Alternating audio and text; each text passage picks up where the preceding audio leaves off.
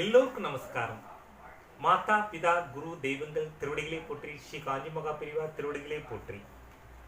ஒன்னார் தெரலும் ஓந்தாரை ஆக்கலும் எண்ணின் தவத்தான் வரும்.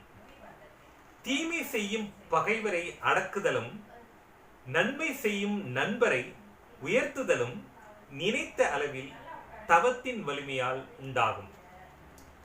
வள்ளுவர் பெருமானின் அறநெறியை பின்பற்றி வாழ்க்கையில் நாம் முன்னேறுவோம். இன்று கவிஞர் வாலி அவர்கள் எழுதிய நினைவு நாடாக்கள் என்ற நூலினை பார்க்க நேர்ந்தது. அதில் முதல் அத்தியாயத்தில் மிக அற்புதமான ஒரு கட்டுரை எழுதியுள்ளார். அவற்றை இன்று காண்போம்.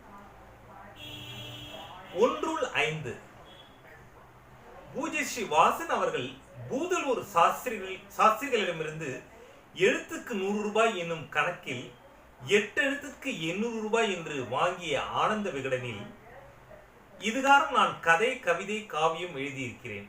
கட்டுரை இப்பொழுதுதான். இருக்க வேண்டும் உங்கள் எழுத்து வாரா வாரம், இருக்கக்கூடாது உங்கள் எழுத்து வாரா வாரம். எதை பற்றியும் எழுதலாம். About anything under the sky என்றார்கள். ஏற்றேன். எல்லா சொல்லும் பொருள் குறித்தரவே என்கிறது தொல்காப்பியம். ஒரு சொல் ஒரு பொருளை குறிக்கலாம், ஒன்றுக்கு மேலும் குறிக்கலாம். அது வியப்பல்ல. ஆனால் ஒரு சொல்லுள் 5 சொற்கள் உள்ளன. அந்த சொல்தான் வாழ்க்கை.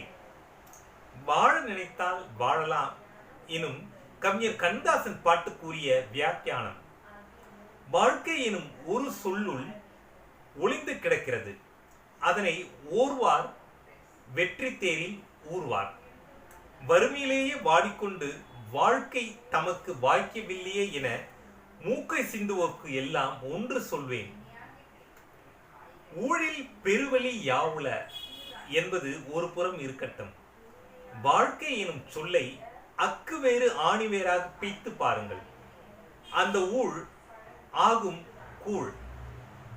நொந்தாரையும் நொந்து நொந்து வெந்தாரையும் பார்த்து வாழ்க்கையின் முதல் எழுத்து அழைக்கின்றது வா என்று. முதல் எழுத்தும் 2ஆம் எழுத்தும் சேர்ந்து வாழ் என்கிறது. எதை நம்பி என்னும் கேள்விக்கு 4ஆம் எழுத்து நவில்கின்றது விடை கை என்று. அது மட்டுமல்ல, கை கொண்டு உழைத்தாலும் காக்க வேண்டியது ஒன்று உண்டு என்று சொல்கிறது முதல் எழுத்தும் 3ஆம் எழுத்தும் 4ஆம் எழுத்தும் சேர்ந்து வாக்கை என்று. மேற்சொன்ன கருத்தை உள்வாங்கி உழைத்தால் நீ பெறுவது என்னவென்று முதல் எழுத்தும் 4ஆம் எழுத்தும் சேர்ந்து சொல்கிறது வாகை என்று. ஆக வா, வாழ், கை, வாக்கை, வாகை எனும் 5 சொற்களை தன்னுள் சூழ்கொண்டு நிற்கும் ஒரே சொல் வாழ்க்கை. ஆக அடியேன் அறிவிப்பது ஆதனில், வாழ்க்கை என்பது மழை நாளில் உன் வீட்டு வாசலில் முளைக்கும் நாய்க்குடை அல்ல, அது நேல்குடை. மீண்டும் நாளை சந்திப்போம். ஜெய்ஹிந்த், வந்தே மாதரம், பாரத் மாதா கி ஜெய்.